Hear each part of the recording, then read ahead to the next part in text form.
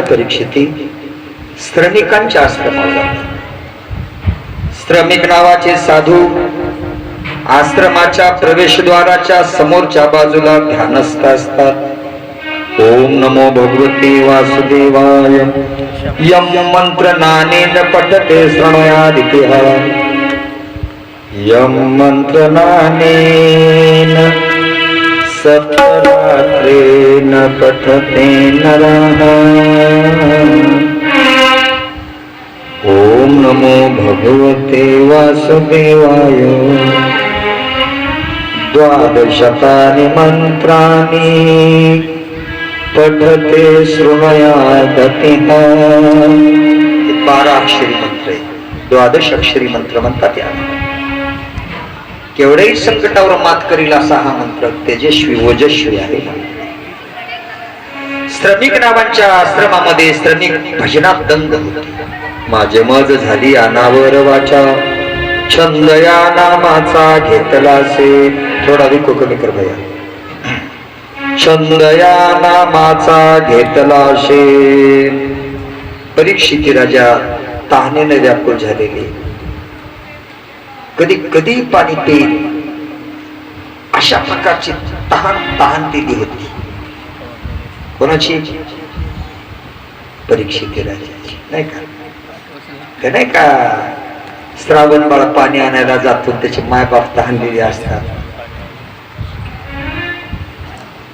शराला तो धावून आला काळ विहळला श्रावण बाळ. शराला तो धावून आला काळ विहळला श्रावण बाळ. श्रावण बाळ म्हणतो राजा दशरथाला, मम माता रे तहान गेले तरु खाली असतील बसलेले. मम माता रे तहान गेले तरु खाली असतील बसलेले. तहान लागली. जाऊ दे, आपला तो विषय नाही. माझा फार आवडता प्रसंग आहे, पण राम कथेत नाही. नाही ऐका ना मंडळी. तहान लागली परीक्षिती. साधू भजनात दंग होते. परीक्षिती राजा पाण्याच्या शोधात. त्यांना वाटलं साधूचा आश्रम आहे, मला तहान लागली, साधू मला या म्हणतील, बसा म्हणतील, पाणी प्या म्हणतील, पाणी पिईल आणि मी तृप्त होईल. पण साधू डोळे उघडून बघायला. माझी मज झाली अनावर वाचा छंद या नामाचा घेतला शे. ध्यानस्थ होते साधू, समाधीस्थ होते साधू. राजा आला काय, रंक आला काय, भजनामध्ये दंग होते साधू. राजाला राग आला. कोणाचा? कोणाचा? श्रमिक नावांच्या साधूचा. त्या आश्रमावर गेले होते ना परीक्षिती. परीक्षिती राजाच्या मनामध्ये शंकेची पाऊल चुकचुकली.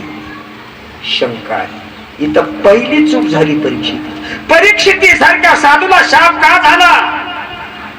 मंडळी ऐका. राजा परीक्षिती सारख्या सुज्ञ तज्ञ भगवत प्रिय जन्मता आईच्या उदरामध्ये देव ज्यांना आणायला जातो, एवढ्या ज्येष्ठ श्रेष्ठ वरिष्ठ राजाला साधूचा शाप होण्यासारखं कर्म काय घडलं? इथून सुरुवात झाली. इथं पहिला चुकला राजा. माणूस चुकल्याशिवाय दुःख वाटायला येत नाही. केवढा असला ना, एकदा रस्ता चुकला की श्रम मात्र भोगावे लागते. चुकत नाही त्याला मंडळी, लक्षात ठेवा. म्हणून रस्त्याने चालताना आपला रस्ता कुठं चुकतो का याची काळजी घेणं प्रवासाचं काम आहे. लक्ष द्या ना मंडळी जरा. परीक्षित राजाची पहिली चूक झाली. परीक्षित राजानं शंका घेतली. शंका घेणं चूक नाही. रात्रीचे 12 वाजले.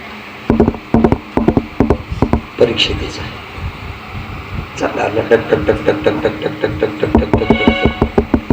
हे ध्यानात बसले साधू, डोळे झाकले, याला पत्ता नाही. दंग होतो. गळ्यात जिवंत साप टाकला काय, मेल्याला टाकला काय. साधू भजनामध्ये दंग होते. त्या साधूचा मुलगा होता 12 वर्षाचा. मुलाचं नाव होतं शृंगी. काय शृंगी. खेळत खेळत चंडू आणायला आला आणि त्याने चंडू उचलताना बापाकडे बघितलं. मुलगा काय करीत होता ऐका. खेळता खेळता एकदा बापाजवळ याचं बघून जायचं. तुमच्या लक्षात येते का? तुम्ही लक्ष द्या माझ्याकडं. व्यवहार इथं बाप आपला भजनात डोळे झाकून ध्यानात आहे. माझ्या बापाला काही संकट आहे का, अडचण आहे का, कोण बघतोय? मुलगा. खेळता खेळता मागं खेळू लागला. पुढे याचं वाकून बघायचं. बाबा छान चाललंय भजन. गेलं मागे. तुमच्या येते का लक्षात मला काय म्हणायचे? घरात तुमचे आई वडील थकलेत, बाजावर पडलेत, त्यांना उठता येत नाही. म्हातारे घरात पडू नये. अर्ध्या पाऊण तासाला एकदा तुम्ही मधात गेलं पाहिजे. झोपलेत का बाबा? झोपलेत का? मधात गेलं पाहिजे. माझी आई झोपली का? मधात गेलं पाहिजे. शांत झोप लागली पुन्हा तुमच्या कामाला लागली. पुन्हा एखाद्या तासानं जायचं. उठलीत वाटतो. पाणी देऊ का तुम्हाला? 1 तांब्याभर पाणी द्यायचं. करा. तासा तासाला आजारी घरात मायबाप असतील, वयोवृद्ध असतील, त्यांच्याकडे तुम्ही नजर टाकली पाहिजे. बाबा काय पाहिजे का तुम्हाला? अरे इतकी काळजी असाव. थकलेले मायबाप रात्रीला झोपले, त्याच्या शेजारी त्या रूम मध्ये पोरानं झोपाव. बापानं आडम बदललं की पोराला जाग. बाबा काय झालं? समजाव बापानं. या पोटाला देवानं सत्पुत्र दिलाय. आपल्या थकलेल्या मायबापानं म्हातारपणी नुसतं आडंग बदललं की पोरानं उठून बसायचा. बाबा काय झालं? काय होतंय का? एक लक्षात ठेवा.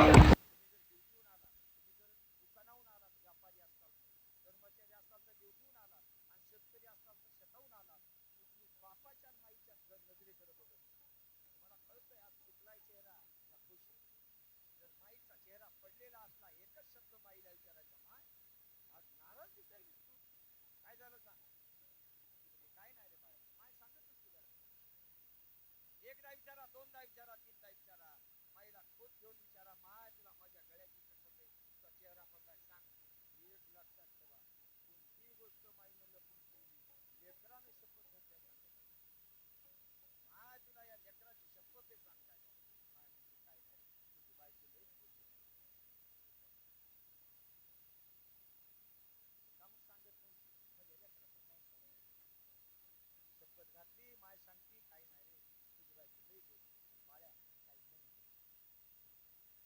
करून पण गेले काय माईच्या देखत बायकोला काही म्हणत नाही.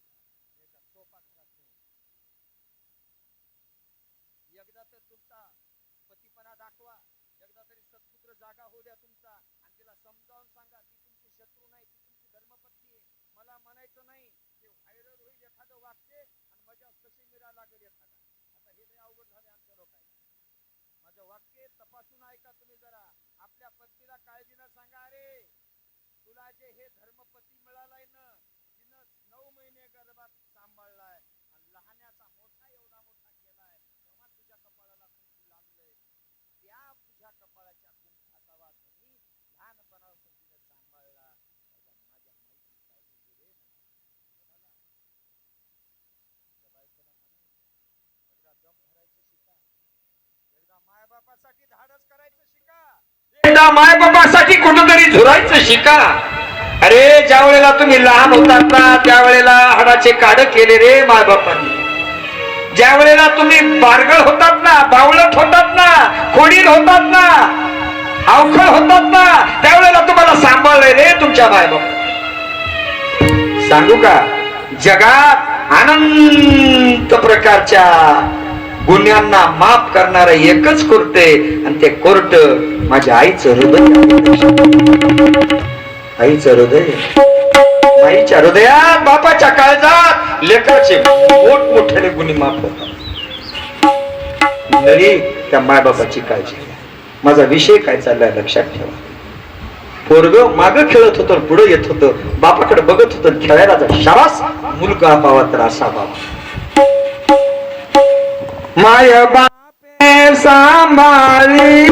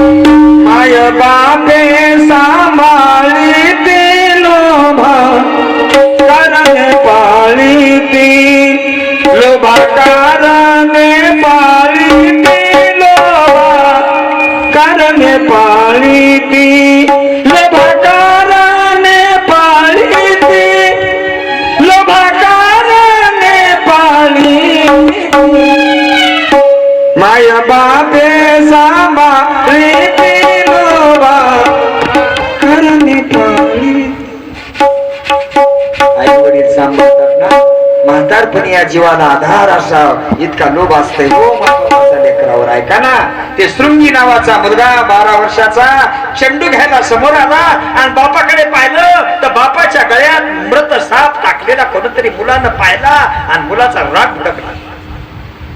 ऐका ना, पाहिलं माझ्या बापाच्या गळ्यात मृत साप टाकणारा कोण असेल ना राजा. तेवढ्या वेळात आश्रमाच्या समोरच्या बाजूने घोड्यावर बसून राजा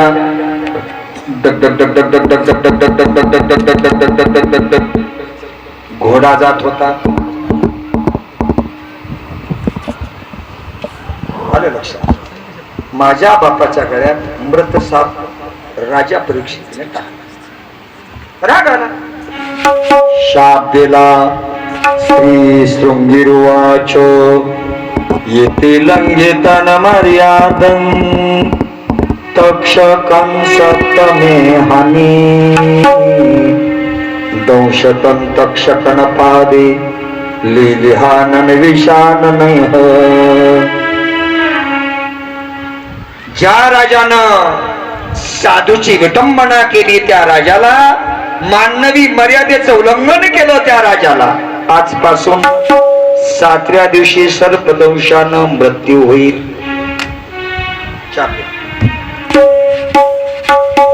मंडळी,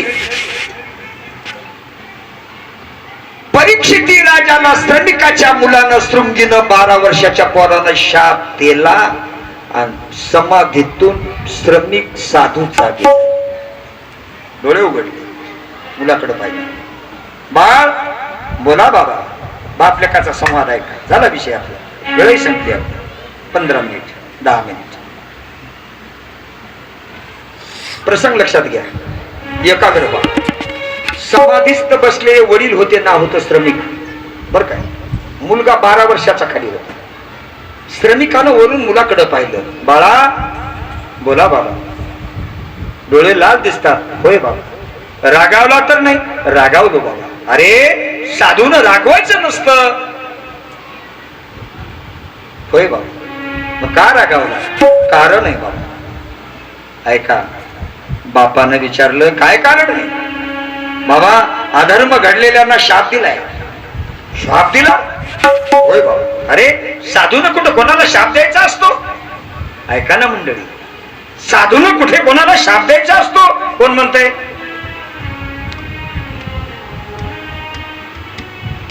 मी गेले विसरू. कोण म्हणतंय?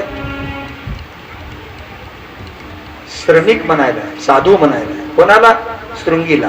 बाप म्हणतो पराला, बाळा साधून कुठं शाप द्यायचा असतो का रे? तू शाप दिला म्हणतो. हो बाबा मी शाप दिला. ऐका, ज्याला शाप दिला तो साधू म्हणतोय, अरे तू साधूचा मुलगा, साधूच ना, साधूला शाप नाही द्यायचा. ऐका ना पोराचं उत्तर काय ते, बाबा आज ज्यानं शाप दिलाय तो साधू नाही, शाप साधून दिला नाही, शाप एका बापाच्या सत्पुत्रानं दिलाय, मुलगा म्हणून शाप दिलाय. राग ज्याला आलाय ते साधू नाही, एका बापाचा सत्पुत्र आहे. आपल्या बापाचा अपमान व्हावा आणि मुलाला त्या अपमान करणाराचा राग येऊ नये, त्याला मुलगा कसं म्हणावं. शाबास, काय संवाद आहे बघा ना. ऐका ना, श्रमिकानं सांगितलं, बाळा कोणाला दिला. बाबा राजा परीक्षिती गेले घोड्यावर बसून, त्यानं तुमच्या गळ्यात मेलेला साप टाकला, मला रागच आला, मग दिला शाप. काय दिला. येते लंघितन मर्यादन तक्षकन सप्तमी हनी दंशतन तक्षकन पादे लिहानन विशान नाही हो. आजपासून 7व्या दिवशी तक्षक नावाच्या सर्पाचा दंश होऊन राजा परीक्षिती मृत्युमुखी पडेल असा शाप दिला. अरे अरे अरे अरे अरे पोरा, फार मोठी चूक केली रे. कोण म्हणाले. श्रमिक. बाप म्हणाले, बरोबर. कोणाला. मुलाला. पोरा फार मोठी चूक. शृंगी आहे का. बाबा माझं काय चुकलोय. माझं असं म्हणणं आहे, मला काहीच पाप घडलं नाही. आता जरा काळजी नाही का, पुढचा प्रसंग प्रत्येकाला लागू पडणार आहे. योगायोग कोणाच्या जीवनात असला तर तुम्ही अंगावर घेऊ नका. प्रत्येकाला शास्त्र आहे, कोणाला तरी शास्त्राची धार लागू शकते. बाप सांगू लागला. ज्या वेळेला परीक्षिती राजाला शाप दिला त्यावेळेला परीक्षिती तुझ्या समोरच होता का. प्रश्न आहे. मुलानं सांगितलं नाही. परीक्षितीला शाप दिला त्यावेळेला ते शब्द परीक्षितीनं तुझे ऐकले का. प्रश्न दुसरा. बापानं विचार. शृंगीनं सांगितलं नाही. ऐका. मुला, हे शृंगी, मग तुला महापाप लागलं. भारतीय शास्त्रामध्ये 6 प्रकारचं कर्म अक्षम्य आहे.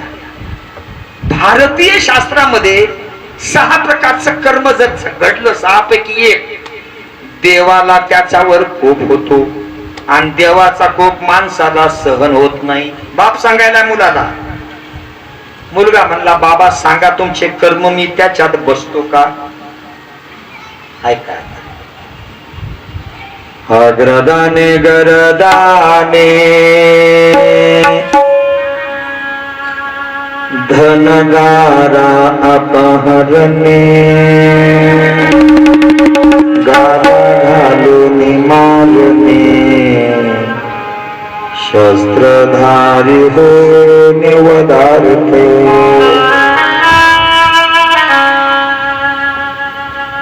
या 6 लोकांना आतिताई म्हणायचं. थोडं कमी करू. अतिरेकी म्हणायचं अलीकडच्या भाषेत. कोण कोण आहे. बाप सांगतो मुलाला. संवाद पक्का लक्षात ठेवा. कुठं चाललाय ते. इकडे एकाग्र व्हा सगळे. बस एवढाच प्रसंग आहे. श्रमिक नावाचा बाप शृंगीला सांगतो. काय सांगतो. तुला असं पाप झालं की त्या पापामुळे तुझ्या देवाचा कोप होईल. आणि कोप झाल्यावर काय घटना माणसाच्या जीवनात घडतात आणि काय कर्म केला कोप होतो सांगतो. म्हणजे ऐक. अग्नदाने जर कोणाचं घर फुकून दिलं, विको कमी करा, तरी देवक्षोभ जाणावा. देवाचा कोप होतोय त्याच्या. कोणाचं घर फुकून दिलं, गाईचा गोठा फुकून दिला, जनावराचा चारा फुकून दिला, काय होते. देवाचा कोप होतो. देवाचा कोप. कौरवानं पांडवाचं लाक्षागृह फुकलं. कोप झाला का नाही. काय परिणाम झाला. अरे सत्यनाश झाला कुळाचा. झाला नाही. कोणाच्या घराला काडी लावू नका. ऐका. डब्याची काडी लावणं वेगळं आणि बाप लेकामध्ये भांडणाची काडी लावणं वेगळं. दोन्ही काड्या चांगल्या नाहीत. वरत्यावर बसल्या बसल्या कोणाच्या सोनाला लावून देण्याची काडी लावू नका. ही काडी घर पेटविल्यासारखीच आहे. मी म्हणतो एक घर नाही, ही 10 घराला जाळी ती काडी. एकदा विठा मातीचं घर जाळलेलं बरं, पण कोणाच्या घरात लावालावीची काडी पेटवू नका. तुम्हाला जर 4 वाजता घरातले काम संपले ना, तर आंब्याचं पण प्या आणि हरिपाठ म्हणा. कशाला चुगल्या करायच्या आपण कोणाच्या? कशाला कोणाची उगीदुगी काढायची? मी विनोद करत नाही हो, समस्या सांगतो समाजाच्या. विनोद नाही, हे गरज आहे काळाची. तुम्हाला लईच काम नाही ना, ज्ञानेश्वरी वाचा, गाथा वाचा, नाथ भागवत वाचा, हरिपाठ म्हणा, शिवपाठ म्हणा, जप करीत बसा. नका कोणाच्या घरी लाव्या करू. आग्नदाने गरदाने. ऐका, देवाचा खूप कशानं होतंय. पहिलं कोणाचं घर पेटवलं. दुसरं ऐका, गरदाने अन्नात जर विष कालवलं तरी देवक्षोभ जाणावा, देवाचा राग त्याच्यावर कोप होतो. तिसरं ऐका, धन अपहरणे. एखादा गावात गरीब माणूस, त्याचं धन आबळू नका, लुबाडू नका. तुमच्या मनगटाच्या बळावर गरीबाच्या मानगुटा दापून लुटू नका. एखादी माऊली गावामध्ये, मुलगा नाही, मालक नाही, विधवा एकटीच आहे, 10-5 एकर जमीन आहे, तिची आबळू नका. तुम्हाला वाटायला तिला कोणी नाही, पण तिच्या पाठीमागे देव आहे, लक्षात ठेवा. अंधारात केलेलं काम तुम्हाला वाटतं कोण बघितलं नाही, पण माझ्या देवाला 1000 डोळे, तो देवाला कळतंय. गरीबाला लुबाडू नका, गरीबाला पिळून खाऊ नका. तरी देव क्षोभ जाणी जे. आग्नदाने गरदाने धनापहरणे. 3. चौथं दारापहरणे. एखादी सुंदर स्त्री एकटी निर्जन वनामध्ये दिसली, त्याच्यावर अत्याचार करू नका. देवाचा कोण 4 झाले. कोण सांगते? कोण? बरोबर आहे, बरोबर आहे. कोण? बरोबर आहे तुम्ही मोठ्या म्हणीनं बाप सांगताय. आणि कोणा सांगितलं पाहिजे या गोष्टी? बापानंच सांगितलं पाहिजे. कोणाला सांगितलं पाहिजे? पोरायला सांगितलं पाहिजे, पोरायनं ऐकल्या पाहिजे. आता कार्टे जवळ बसायच तयार नाहीत माय बापाच्या. पहिल्यानं काय धाक होता बापाचा, बाळासाहेब जी म्हणायचं मुलांना. हॅलो, बस. आवाजात कसा दम होता, बस. पोरानं बसायचं, लाग नव्हता पोराचा उठायचं. अरे, गावातल्या वडील माणसाला फिरून बोलायचं नाही बरं का. नाही बाबा. आता हे त्याच्याच म्हाताऱ्याचं ऐकणं, दुसऱ्याचं काय ऐकणं? ऐका ना मंडळी जरा. धनदारा अपहरणे. मुलगा म्हणला बाबा 1 नंबर झाला, मी यात नाही बसत. कोणतं? घराला आग लावणे. 2रा नंबर झाला विष कालवणे, अन्नात मी याच्यात बसत नाही. 3रा नंबर झाला घाला. 3रा नंबर झाला, तो नंबर झाला धन अपहरणे. मी अपहरण केलं नाही. दारा अपहरणे. एखाद्या स्त्रीवर अत्याचार. मी बसलो नाही ना. बाप म्हणला 6 नंबर आहे, 5वा ऐक. घाला घालो मारणे. एखाद्याचा विश्वासघात करणं महापाप. कोणाला शब्द देऊच नका. द्याला तर पाळा. कोर्टात खोटी साक्ष देऊ नका, कधी नका देऊ. तुम्हाला 10-5 रुपये आज मिळतील, पण त्याची वसुली चक्रवाढ व्याजासहित तो वरचा करते. त्यावेळेला डोळ्याला धारा लागतात तुमच्या. आता बरं वाटतंय तुम्हाला? विश्वासघात करू नका. पोरग म्हणलं बाबा माझा नंबर लागला, हो तुमच्या शास्त्रात. परीक्षितीचा मी विश्वासघात केला, त्याला का नाही? परीक्षितीला 7व्या दिवशी मरण. मी सांगितलं नाही. आता ऐका, सुधारणा ऐका. परीक्षितीने किती चुका केल्या? 3. आता त्या चुका सुधारल्यामुळं उद्धार झालाय. शाप कशामुळं? 3 चुका. कोणत्या चुका? शंका घेतली साधूवर, पहिली चूक. दुसरी चूक कोणती? परीक्षा घेतली साधूची, दुसरी चूक, आणि परीक्षा केली साप टाकला मेलेला. आता 3 चुका सुधारल्या म्हणून उद्धार परीक्षितीचा. ऐका, बापानं सांगितलं शृंगी, विश्वासघात कोणाचा करणं देवाचा क्षोभ आहे. सांगू का पुढचं जरा योगायोग असेल कोणाच्या जीवनात लावून घेऊ नका म्हणाला. जरी घेत असाल तर मी शास्त्र सांगते. आपल्या जीवनात काय घटना घडली म्हणजे देवाच्या कोपाची हे सांगतो तुम्हाला. आपल्याकडे एक भक्ती विजय नावाचा ग्रंथ आहे, पाराव कधी लावला असेल कोणा, त्याच्यामध्ये ह्या ओव्या आहेत मी सांगायला होत्या. तरी देव क्षोभ जाणावा. ऐका, एक ओवी सांगतो तुम्हाला. भार्या मिळवे राणी वसा, माता पिता काळा मातंग जैसा, तयाची रसा केवळ दुःखी होतसे. आपल्या बायकोला राणीसारखं ठेवतो. भार्या मिरवे राणी जैस, भार्या म्हणजे बायको. भार्या मिरवे राणी वसा, राणी सारखी बायको ठेवतो. आणि माईच्या बापाच्या अंगावर मळ मळ मळ मळ कपडे. असा जर वागत असल, त्यानं जमिनीवर पाऊल टाकला की जमीन त्याच्या पावलाला रडते आणि त्याला शाप देते. लक्षात ठेव. अरे अरे अरे अरे अरे तुझं बरं नाही होणार म्हणती. बायको राणीसारखी ठेवतो आणि माईला पातळ घेत नाहीये. माईला एक लुगडं एक वस्त्र घेणं होत नाही तुला. मला कमाल वाटत. मी शहरात गेलो तर काही माणसं मला बंगला दाखवतात. हा, first floor, second floor, third floor, नाही का, नाही का, नाही ग्राउंड, मग 1 2 3 4. हे काय म्हणले, हे किचन रूम, ही बेडरूम, हा पोर्च, म्हणले हे स्टॉक रूम, म्हणले गेस्ट रूम, म्हणले हा हॉल, म्हणले हा हॉरंडा, म्हणले हा हे म्हणले फेरफटका मारायला गॅलरी, म्हणले देवघर, म्हणले ऍडजस्टच होईल. तुला त्यानं ऍडजस्ट केलं म्हणून एवढं बांधलंस ना, जाऊ द्या.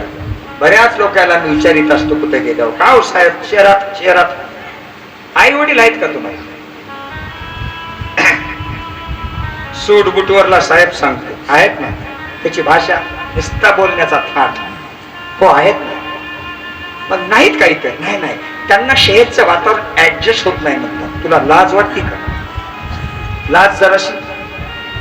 हा, तुला खेड्यातले मायबाप शहरात ठेवणं होईना तुझ्या बायकोचं ऐकून. अरे त्याने तुला लहानाचं मोठं केलं ना. माझं असं म्हणणं आहे, तुम्ही केवढा बंगला बांधा, त्या बंगल्यात जर तुमचे मायबाप सुखाचा श्वास घेत नसतील ना, तुम्हाला ते बंगला सुखाचं वारं घेऊ देणार नाही. लक्षात ठेवा. काळजीनं बोलतोय मी, जबाबदारीनं बोलतोय मी. सांगू का, माझ्या आई वडिलाला खांद्यावर घेऊन वार्या केल्या. हो, ही जागा तवा मिळाली. मी कोण्या संस्थेत शिकलो नाही. मी आळंदीला गेलो नाही, पंढरपूरला गेलो नाही, ऋषिकेशला गेलो नाही. हो, पण पंढरीला माझे मायबाप थकले ना, मी माझ्या मायबापाला खांद्यावर नेत होतो आणि नगर प्रदक्षिणा करायची. त्या आशीर्वाद मला माझ्या मायबापाचा मिळाला म्हणून आज तुमच्यापेक्षा 10 फुटानं वरी बसण्याची जागा मिळाली. माझ्या मायबापाचे उपकार. माझं काहीच नाही याच्यात. तुम्ही जे मला एवढा मोठेपणा देताना काहीच नाही. हो, आज तुम्हाला खरं सांगू का, आज सुद्धा मी 2 महिन्याला का होईना एका वर्षी एकटाच कोपऱ्यात बसून ठसा रडतो. का म्हणून? ज्या वेळेला माझ्या मायबापाला दवाखान्यात न्यायचंय त्यावेळेला बैलगाडीत न्यायचा. आम्ही शेतकरी होतो, पण तेव्हाचा मोठा शेतकरी सुद्धा अन्नाला महाग होता. बैलगाडीत न्यायचं, गचके बसायचे दम्मा बापाला. आणि आता मी 4 व्हीलर मध्ये फिरायलो. माझा बाप असता पुढे बसला नसता, माझ्या बाजूच्या सीटवर बसला नसता माझा बाप. ज्यानं हाडाचे काढ केले, प्रॉपर्टी जशाला तशी ठेवली, ते पोरगा 4 व्हीलर मध्ये फिरतोय. आणि मंडळी, बाप गेला ना, कधी येईल वापस? सांगू का, आई आणि वडील हे खरं सांगू का, आयुष्याचं फार मोठं धन येतो. त्याच्या करायला माणसं सन्मानानं सांभाळायला तयार नाही. माझं म्हणणं पंढरीच्या पांडुरंगाची वारी एक दिवस करू नका, पण मायबापाला सांभाळा, आपल्या मायबापाची सेवा करा. बरेच म्हातारे आई वडील माझ्या ठसा ठसा रडत आमच्या पोराला सांगा म्हणतात, वेळ नका येऊ देऊ, एवढंच करा. ही एवढी जी जागा मला मिळाली ना, माझ्या आई वडिलाचा अंतःकरणातून मिळालेला आशीर्वाद आहे. ही आई वडिलाच्या प्रसादाची प्रासादिक जागा मिळालेली मंडळी. आशीर्वाद एवढा जगात कोणाचाच मिळत नाही मंडळी. एवढा आशीर्वाद देणारे जगात कोण असेल? आई वडील असत. विषय काय चालला आपला? बापानं सांगितलं परीक्षितीला, शृंगीला, बाळा विश्वासघात केलास. ऐका ना, मी तुम्हाला योगायोग सांगतो. 6 घटना आहेत जगामध्ये, त्यांना अतिरेकी म्हणत जाओ. कोणत्या? ऐका. लेकरू जन्माला आलं, मायबाप नेले. इथं किल्लारीला घटना घडल्या तशा तुमच्या जवळ आहे किल्लारी. लेकरू वाचलं, मायबाप नेले. तरी देवक्षोभ जाणी जे जन्मताच मायबाप नेले एखादी, त्या लेकरावर देवाचा कोप आहे म्हणून ही घटना घडली. तरुणपणी एखाद्याची पत्नी वारली किंवा एखाद्या माऊलीचे, एखाद्या भगिनीचे पती वारले, तरी देवक्षोभ जाणी जे देवाच्या कोपाची घटना असते. ऐका. आई वडील वृद्ध झाले, म्हातारी, तरुण मुलगा वारला, तरी देवक्षोभ जाणी जे. बापाच्या काळात गडगंज श्रीमंती आणि पोराला लोकांच्या दारात का रोजंदारीने जावं लागते, त्याच्यावर देवाचा कोप आहे समजून. ह्या घटना घडतात देवाच्या कोपामुळे. देवाचा कोप होईल असं वागू नका. तुम्हाला सगळ्यांचा कोप सहन होईल, माझ्या देवाचा कोप नाही सहन होणार मंडळी. देव रागवेल एवढं वागू नका. या पद्धतीनं मुलाला सांगितलं, बाळा जा आणि परीक्षितीला धोका नको देऊ, त्याला जाऊन सांग 7व्या दिवशी तुला मृत्यू आहे. शृंगीनं बापाचं ऐकलं. कसल्या परिस्थितीत बाप वाईट सांगत नसते, माय वाईट सांगत नसते. यांचे शब्द ऐका, तुमचं कल्याण होईल. शृंगी उठला, परीक्षितीच्या दरबारात गेला. परीक्षितीनं पाहिलं, साधूला साष्टांग नमस्कार केला.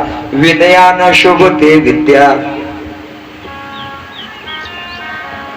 विद्येन याते विनयम, विनयात याते पात्रता, पात्रत्वात् प्राप्नोति धनम, धनात् धर्म, धर्मात् दानम तत्सुखम लभेत. शास्त्रकार सांगतात परीक्षितीनं साष्टांग नमस्कार केला. महाराज कसं येणं केलं? ऐका ना. शृंगी सांगू लागला भर दरबारामध्ये, परीक्षिती राजाला, राजे माझ्याकडून शापाची वाणी झाली तुम्हाला. आजपासून 7व्या दिवशी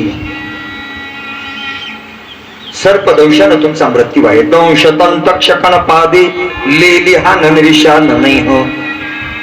परीक्षिती राजानं पाहिलं, आपल्याला शाप दिलेला साधू सांगायला आला. शतवाद धन्यवाद साधूजी, प्रणाम. आप जैसे कृपालु साधु इस दुनिया में नहीं है. परीक्षिती ज्यानं शाप द्याला त्याला धन्यवाद म्हणतात. ऐका. प्रधान म्हणू लागला, राजे 7व्या दिवशी सर्पदंशानं मृत्यू होऊन शाप दिला, त्या साधूला धन्यवाद म्हणता. म्हणजे अरे हे लोक दयाळू असतात. कोण? साधू. त्यांना जर माझा राग असता, आत्ताच्या आत्ता जळून भस्म हो म्हटलं तर होत होतो का नाही? मला आजपासून 7 दिवसाचं आयुष्य ज्यांनी दिलं ते दयाळू आहेत. माझं आयुष्य संपवलं नाही, वाढवलं. आजपासून 7 दिवसापर्यंत माझ्या डोक्यात एवढा दगडही कोण टाकला, मी मरणार नाही. बरोबर आहे? त्याचा शाप आहे 7व्या दिवशी. साधूला धन्यवाद दिला. परीक्षित राजा उठले, पुरोहिताला विचारलं की राजगादी मला सोडविल का, माझ्या मरणातून वाचविल का? उत्तर मिळालं नाही. राज्य त्यक्त्वा, राजपदाचा त्याग केला. मुलं समोर उभे होते. मुलांना विचारलं, का रे एवढे मोठे पहिलवान, धष्ट पुष्ट माझे तुम्ही पहिलवान मुलं आहात, 7व्या दिवशी सर्पदंशानं मृत्यू आहे, तुम्ही मला सोडवणार का? मुलं म्हणले, बाबा आमच्याच्यानं शक्य नाही. पुत्रं त्यक्त्वा, मुलाचा त्याग केला. जे मुलं मला सोडवत नाहीत ते मुलं माझे नाहीत. ऐका पुढं. बायको दारात उभी होती. पत्नीला विचारलं, तू मला सोडवशील का? 7व्या दिवशी सर्पदंशानं मृत्यू आहे. पत्नी म्हणू लागली, मालक तुमचं आयुष्य मी कोण वाढवू शकते? शेजेची कामी न दूर राहे, मी सोडू शकत नाही भारी अंत्यत्वा धनाने भूमो पश्वस्त गोष्टी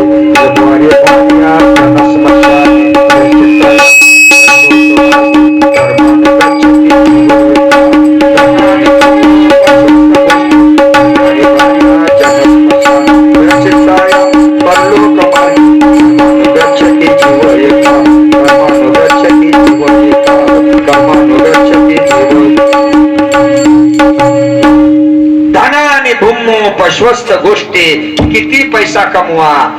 पहिल्या काळातला श्लोक आहे. धन आणि भूमो म्हणजे माणसं धन पुरून ठेवित होते नाही का, म्हणून धन आणि पश्वस्त गोष्टी. धन जमिनीत राहणार, पशु जे कमवले गाडी घोडी म्हणजे बैल गाई वगैरे गोठ्यात राहणार, बायको दाराला राहणार, मुलगा कोणी काम येणार नाही. मला वाटतं हे श्लोक बदलावा. आता धन आणि भूमो नाही, धनाने बँको पश्वस्त गोष्टी द्वारे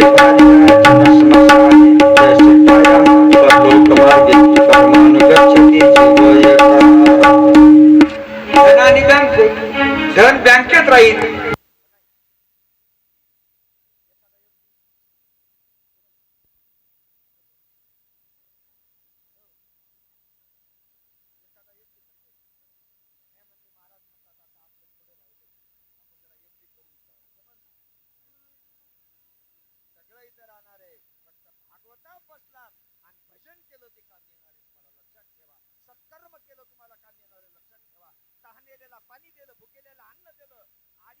येणाऱ्या माणसाला जर तुम्ही सोडवलं, कभी प्यासे को पानी पिलाया नहीं,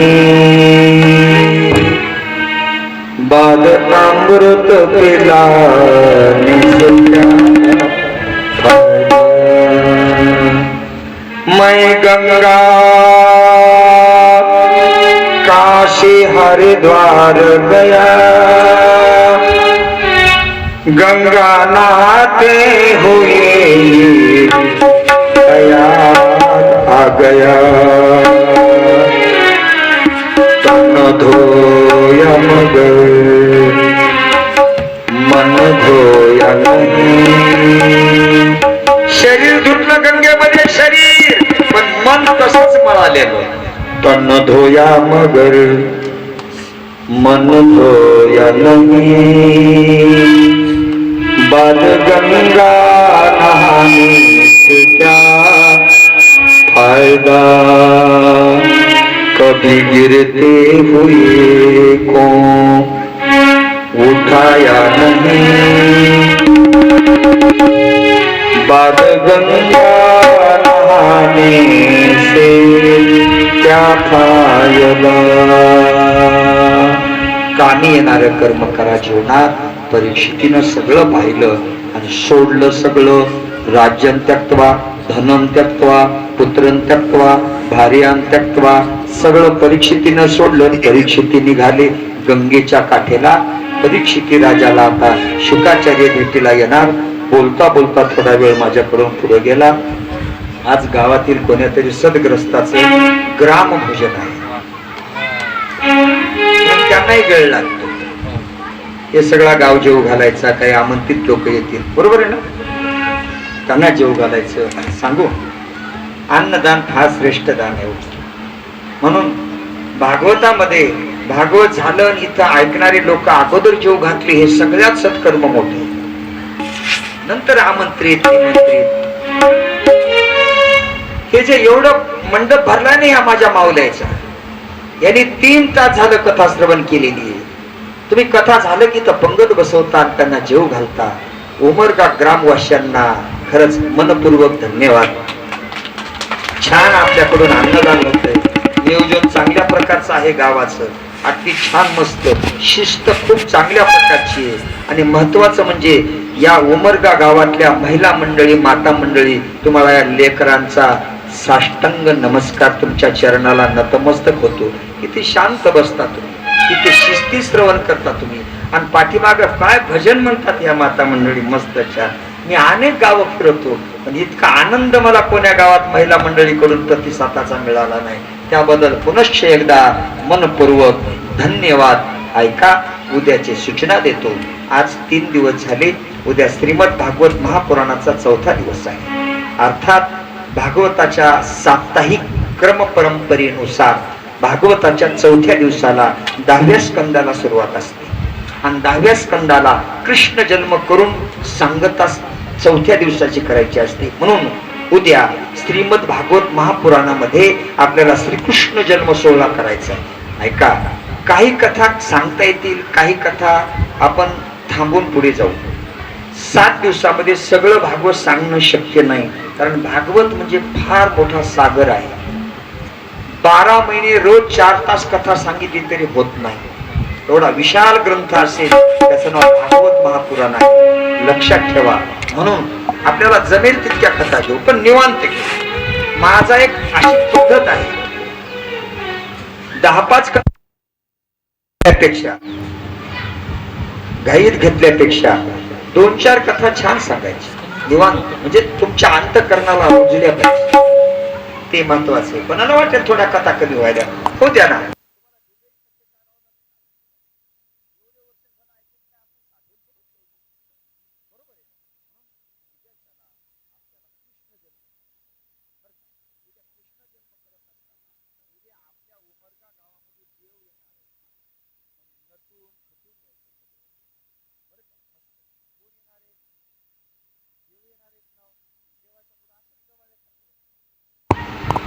नाही ना, असं येऊन चालेल का? नाही चालणार ना असं. पण उद्या देवाकडे यायचं आपल्याला. भगवान कृष्ण बाल क्रीडा करणार आहे. तुमच्या सौभाग्यवती महिलांना विनंती आहे, उद्या सर्वांनी हिरवं वस्त्र परिधान करून या. लहान लेकराच्या कवळ्या कायेला धर्म आणि आरोग्य शास्त्रानुसार हिरवं वस्त्र प्राधान्याला आहे. तुम्ही माता मंडळी बाळात करीत होता जुन्या काळात. ऐका, बाळात 2 प्रकारचं असलं पाहिजे. रंग हिरवा असला पाहिजे, लेकराच्या कवळ्या त्वचेला चांगला असतो. दुसरी गोष्ट, ते सुती असलं पाहिजे. तिसरी गोष्ट, ती लेकरू जुनी बाई लेकराला म्हातारी बाई बाळात करून ठेवायची. कशी करायची? सुती कपडा फाडायचा आणि भिजवायचा, आणि भिजलेला कपडा उन्हात वाळवायचा नाही, सावलीत वाळवायचा. सावलीत वाळवलेल्या कपड्यानं जर अंग पुसलं तर त्वचेला आनंददायी असतं ते, आणि उन्हात वाळवलेल्या कपड्यानं जर अंग पुसलं तर त्वचेला खराटे पडण्याची शक्यता असते. ते एवढं कडक होत असतं. तसं म्हणून उद्या सर्व माता मंडळाला विनंती आहे, सर्वांनी सौभाग्यवती माता ऐका, हिरवे वस्त्र परिधान करायचे सर्वांनी. म्हणजे तुम्ही हिरव्या रंगाच्या साडीला परिधान करून यायचंय आणि कृष्णाचा जन्म सोहळा पार पडायचा आहे. कमीत कमी 5 तरी जोड्या कृष्णाच्या पाळण्याला पूजा करायला उद्याच्या दिवशी या. इथे यजमान अन्नदाते येतात ना, अन्नदात्याची जोडी असते ना भागवताच्या पूजेला. अशा जोड्या किती? अन्नदात्याची जोडी तर असू द्या, पण अजून कोणाची इच्छा आहे? 5, 7, 11 मस्त पूजेचं ताट करायचं. घोघो फुलं आणायचे, भरपूर हार आणायचे. कृष्णाला फुलं, भागवत पुराणाला फुलं, महाराजाला हार, पाळण्याला सजवायला फुलं आणायचे उद्याच्याला, आणि ताट आणायचे. ज्या जोडीला पूजेला बसायचे पती पत्नीला त्यांनी कापसाचे वस्त्र तयार करायचे. एक नारळ आणायचं. हे नारळ तुमच्या ओटीमध्ये महाराज देतात. फलम फलितम फलार्थ श्रीमद भागवत महापुराण देवता यजमानस्य प्रसाद ग्रहण करेशी, हे संकल्प असतो. हे प्रसाद तुमच्या ओटीमध्ये दिला जातो. ते प्रसाद जर तुम्ही घरी नेला आणि तुमच्या संकटाला वापरला तर तुम्हाला त्याचा उपयोग होतो. म्हणून उद्या पूजेला कमीत कमी 5 जोड्या असाव्या. अधिक जितक्या होतात तितक्या, 5, 7, 11. पण पूजेला असं घोघो ताटाना पूजा करा. आणि ज्यांच्या अंगणामध्ये फुलाचे झाड आहेत, विनंती आहे, फुलं तोडून आणा आपल्या आपल्या अंगणातले. कोणाच्या शेतामध्ये मळा असेल, थोडा बगीचा असेल, शेतात फुलाचे झाड लावले असतील, आपल्या मळ्यातून शेतातून आणा. कोणाच्या दारातही फुलाचे झाडं नाहीत आणि शेतातही नाहीत, त्यांनी आपल्या मालकाला सांगा, या बरं म्हणा एकदा अहमदपूरला जाऊन एकदा बघा तुमचा पावर वापरून जमते का ते, आणि जाऊन आणा बरं म्हणा फुलं, किलो 2 किलो आणा की फुलं. आणि इथं देवाच्या उत्सवाला काम येतात. उद्या आपल्याला विमानाची दाटी पुष्पाचा वर्षाव स्वर्गाहुनी देव करीताती. उद्या आपल्याला पुष्पवृष्टी करायची, म्हणून उद्याच्याला पाळणा सजवायचा, पाळण्याला फुलं बांधायची, 2 दोऱ्या बांधायच्या, एक पाळण्याची दोरी माझ्या हातात, एक दोरी तुमच्या हातात, कृष्ण पाळण्यात टाकायचा, कृष्णाला झोका द्यायचा. कर्म काय कर्म घेई झोले तेथे कोणाचे ना चाले. ऐका, कर्माचा झोका देव थांबवतो. आपण जर कृष्णाला झोका द्याला तर संसारातला धोका टळतो. म्हणून कृष्णाचा झोका देण्यासाठी सर्वांनी या पाळणा सजवा. महत्वाचं म्हणजे सुंट वडे करून आणा. आणि एका वस्त्रामध्ये महिला मंडळ मंडप दिसला पाहिजे सगळा. कोणता? हरित क्रांतीचा दिवस आहे उद्याचा. कारण माझ्या कृष्णानं काय केलं? शेती केली. माझ्या कृष्णानं काय केलं? गोपालन आणि भूमी पालन केलं. म्हणून उद्याच्याला येताना महिला मंडळाने सुंट वडे करून आणा, फुलं आणा, पाळणा सजवा, पूजेला जास्तीत जास्त जोड्या या आणि आनंद घेण्याचा प्रयत्न करा. आजच्या सेवेला याच ठिकाणी पूर्णविराम. श्री ज्ञानदेव